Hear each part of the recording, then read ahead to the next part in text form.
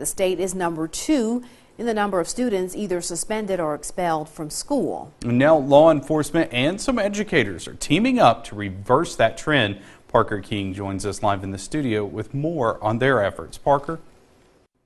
That's right, guys. The program based out of Washington, D.C. is called Fight Crime, Invest in Kids. And the goal is self-explanatory, investing time in these students instead of sending them away. We know that a child that's suspended or expelled is more likely to come in contact with law enforcement. For the Mississippi chapter of Fight Crime, Invest in Kids, Director Juan Cloy isn't the only one who sees this. As statistics show, Mississippi suspends or expels more than double the national average of students. And those actions can have a long-term effect on a child's future.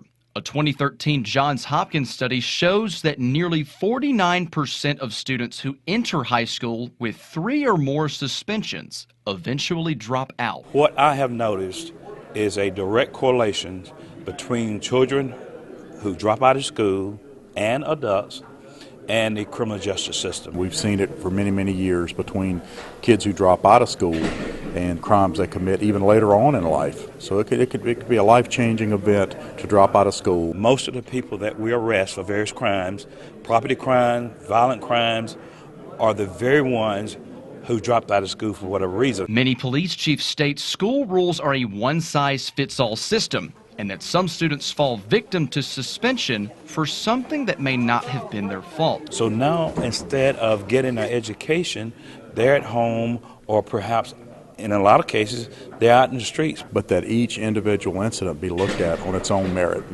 and determine at that point if there's something else that can be done with this particular child on this particular issue. According to Cloy, there are already alternative solutions in place. You have several programs that are evidence-based, right? You have restorative justice and you have PBIS, and this deals with reconciliation, so to speak, and good behavior. Instead of recognizing bad behavior, we recognize good behavior. The catch is these programs are approved on a district-to-district basis. Schools switching to these methods can help Fight Crime, Invest in Kids accomplish their goal. In helping us say to school districts to keep these kids in school as opposed to suspending or expelling them.